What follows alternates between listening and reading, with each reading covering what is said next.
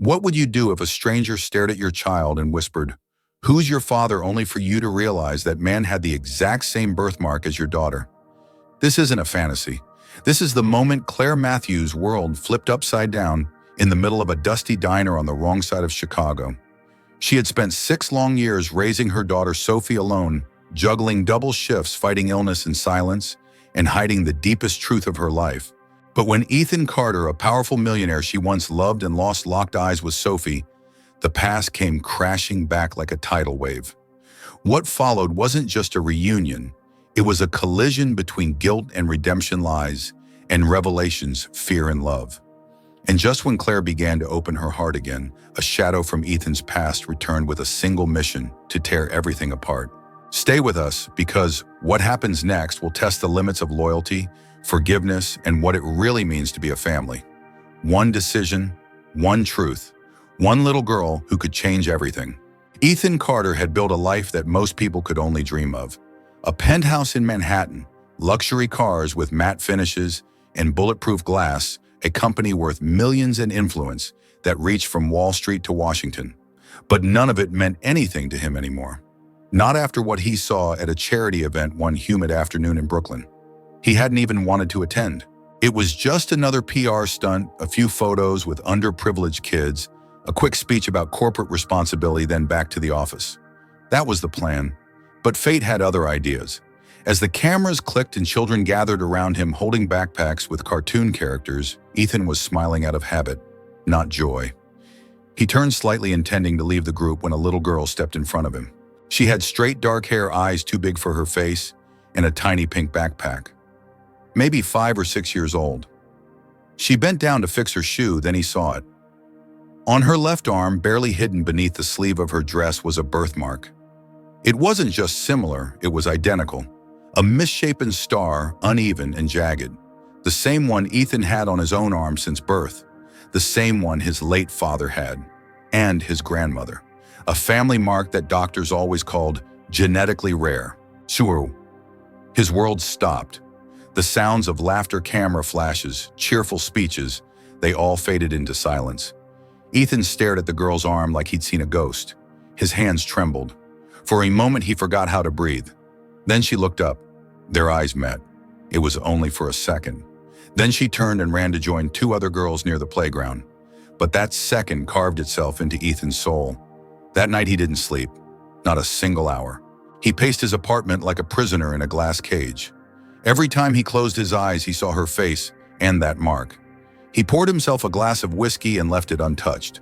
Instead, a name echoed through his head like a drum beat he couldn't silence. Claire Matthews, the woman he'd once loved deeply. The woman he left behind when ambition took over his soul. They had been everything to each other back when Ethan was just a nobody selling refurbished computers out of a basement. Claire worked in a cell phone store, quick-witted and full of life. She didn't care that he had no money, no car, no plan. She loved him anyway. They used to laugh in bed about being broke, share tacos from food trucks, dream together. But all of that ended the day Ethan met Vanessa Monroe.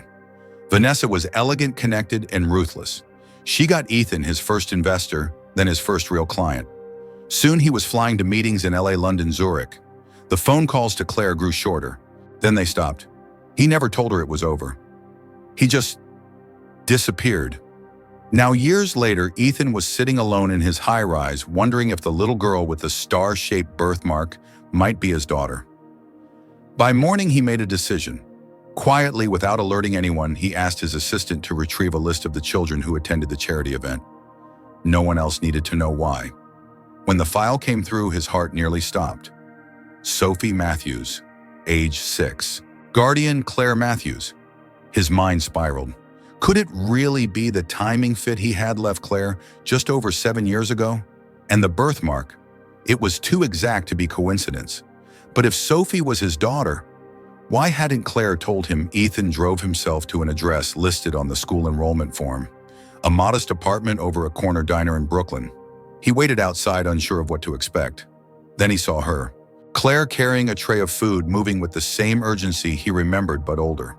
Her cheeks were more hollow now, her eyes dimmer, yet she was still her, the same woman who once made him believe in something other than success.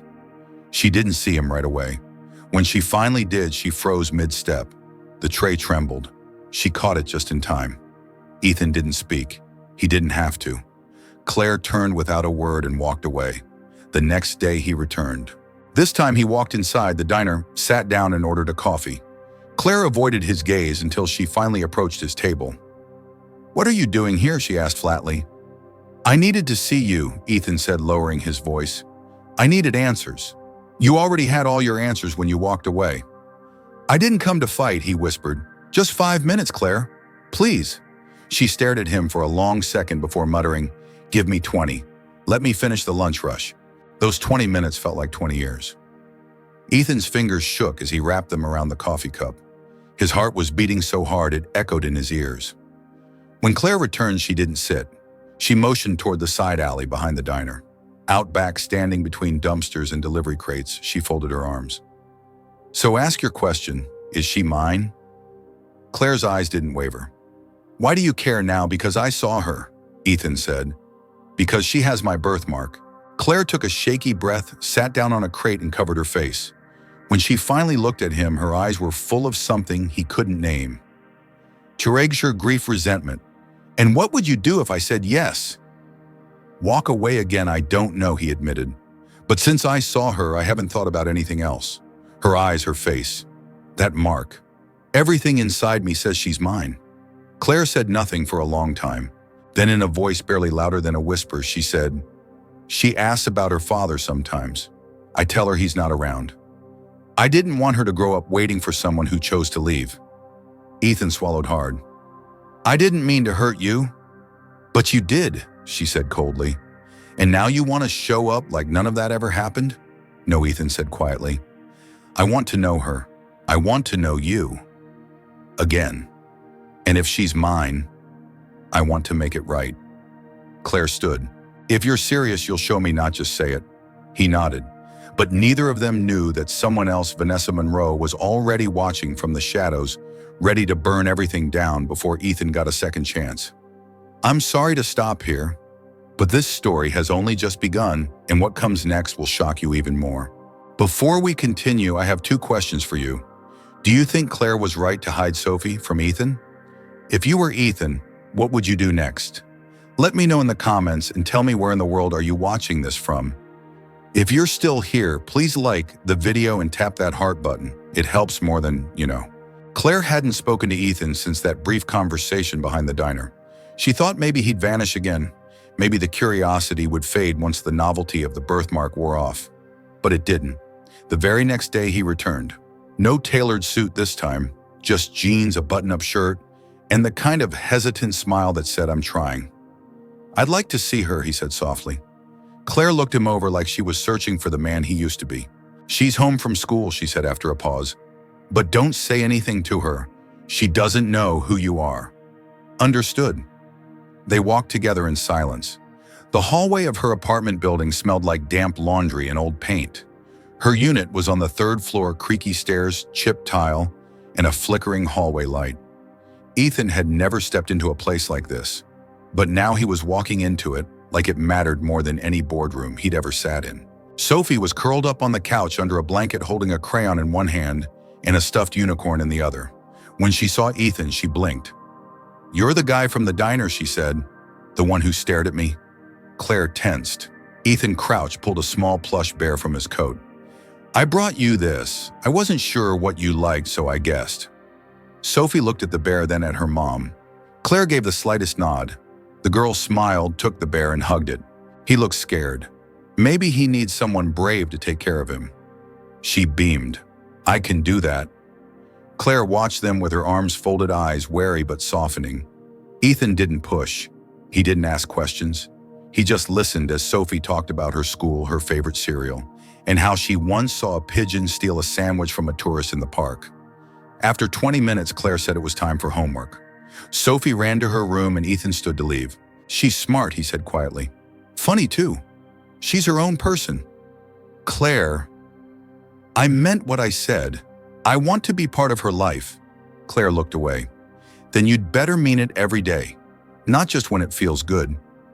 Ethan nodded. "I will." But the next morning, as Claire opened the diner, a shadow walked through the door. Vanessa Monroe. Designer sunglasses, crimson lips, a coat worth more than Claire's rent. Well, Vanessa said, looking around, this is quaint. Claire didn't flinch. Can I help you? You already have, Vanessa smiled. You helped me see exactly what kind of woman could make a man like Ethan forget everything he built. Then you can leave. Vanessa took off her glasses, revealing eyes sharp as glass. I'm not here to fight, Claire. I'm here to warn you. Claire crossed her arms. About what you think he's going to ride in and fix everything, don't you, new daddy happy ending. But that man doesn't do messy. And your life, Vanessa looked her up and down. It's nothing but messy. Claire's jaw clenched. You don't know anything about my life. I know enough. I know about the rent you're behind on, the chronic cough you've been hiding, and I know what you're hoping for. Get out. Vanessa leaned closer, her voice a venomous whisper. He's only here because he's chasing guilt, and when that fades, because it will, you'll be alone again. But this time your daughter will be the one who pays. Claire's voice cracked like thunder. I said, get out. Vanessa smiled, adjusted her coat, and walked out without another word. That night, Claire coughed so hard she nearly collapsed in the kitchen. The pain in her chest felt like fire, like her lungs were crumbling inside her. She barely made it to the bed before her knees gave out. Sophie brought her a glass of water. Mommy, you sound like a monster. Claire laughed weakly, then kissed her on the forehead.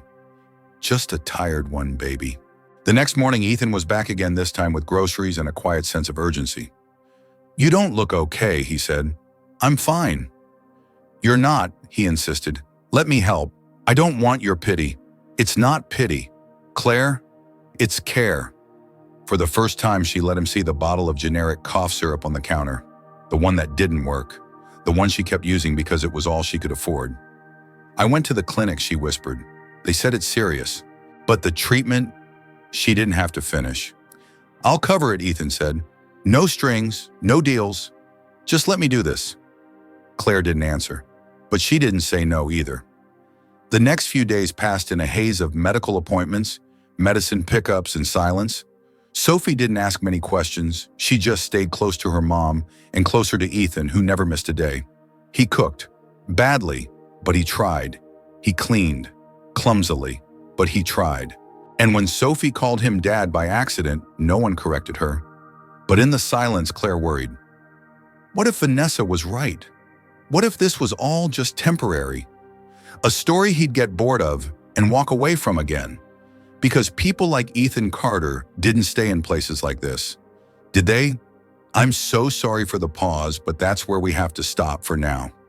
I promise what's coming next will shake the foundation of everything you think you know about this story. Now let me ask you, do you believe Vanessa was trying to protect Ethan or just destroy Claire? Should Claire have told Ethan the truth from the start? Let me know what you think, and also where in the world are you watching from? If you're enjoying this story so far, please like the video and tap that heart. It really helps us keep going. Ethan stood outside the clinic, gripping the manila envelope that held the answer to everything. The DNA test had been completed. Inside was a single sheet of paper that could either tie him to Sophie forever or cut the last thread between them. But deep down, he already knew the truth. He sat in his car, closed his eyes, and remembered the way Sophie laughed with her whole body. The way she hugged that teddy bear like it was sacred. The way she crossed her arms when she was upset, exactly like he did. When he opened the envelope and saw the word match, he didn't feel relief. He felt home. She was his. He didn't wait. He raced across the city, heart pounding louder than the traffic. Claire opened the door in sweats and a messy bun, her eyes wide with exhaustion, but also something else. Hope. It's her, Ethan said, barely able to breathe. Sophie's mine. She's ours. Claire said nothing. She didn't have to. Her eyes filled with tears and she nodded slowly, then pulled him into her arms. That night after Sophie went to bed, the two of them sat in the kitchen silent, each nursing a warm mug of tea. Outside, the city moved on as usual, but inside something had shifted. I kept it from you, Claire whispered. Not to hurt you. I didn't know if I could trust you to stay. I don't blame you, Ethan said. I gave you every reason to doubt me, but I'm not that man anymore. Claire looked at him for a long time. No, you're not. They didn't say, I love you. Not yet, but it was there in the silence, in the steadiness, in the fact that he'd shown up every single day. But just when they thought peace had settled and a knock came at the door, Claire opened it to find a police officer standing there with a thick envelope. "This is from Mr. Carter," the officer said, then left without another word. Ethan took the envelope, opened it, and his face darkened. It was a subpoena. Vanessa had filed a formal suit. She was challenging Ethan's parental claim, citing emotional instability and questionable paternity, trying to force him into giving up all rights to Sophie. It was her final move. Claire turned pale. What does this mean?" Ethan looked at her, eyes calm but firm. "It means she's scared, and that means we're winning." Over the next few weeks, Ethan's lawyers went to work. Evidence was presented: Vanessa's manipulation, the forged paperwork, the unauthorized attempt to block contact between Claire and Ethan years ago. But the most powerful testimony came not from a lawyer or even Ethan. It came from Claire. She stood before the judge, hands trembling, voice steady. "Your Honor," she said, "for 6 years I raised my daughter alone. I never asked for help. I never asked for sympathy. But Ethan, he showed up. Not for glory, not for press. He showed up because he cared. Because Sophie matters. And I don't care what his past was, because he proved who he is in the present." The judge listened, and when the ruling came down, it was clear. Vanessa lost. She was barred from contacting the family again. Her smear campaign had backfired publicly. Her reputation in the business world took a hit she couldn't recover from. And Ethan, he walked out of that courthouse with full custody rights and something he'd never truly had before. A family. Months passed. Sophie got accepted to a better school. Claire started working part-time at a local arts nonprofit. Ethan adjusted his business life, downsized his office, moved meetings online, prioritized school plays over shareholder dinners. One evening, the three of them sat on the floor of their apartment, surrounded by crayons and construction paper. Sophie held up a drawing. "This is us," she said proudly. "And this is our house and our cat when we get one. And this," she pointed to a figure with a cape, "is Daddy, because he's kind of a superhero now." Ethan chuckled. "Only kind of." Claire leaned her head on his shoulder. "You're getting there. It wasn't perfect. Life never is. But it was real. It was theirs. And in a city full of stories that never get a second chance, theirs did." Before we wrap up, let me ask you, do you think Claire should have told Ethan about Sophie from the beginning? Was Ethan right to forgive everything and fight for them? Tell me in the comments what you would have done. Also, what did you think of this story overall? Comment number 1 if it didn't fully satisfy you, number 2 if it felt okay, or Nona 3 if it deeply moved you. And finally, where in the world are you watching from? Please don't forget to tap the heart and share this story with someone who believes in second chances.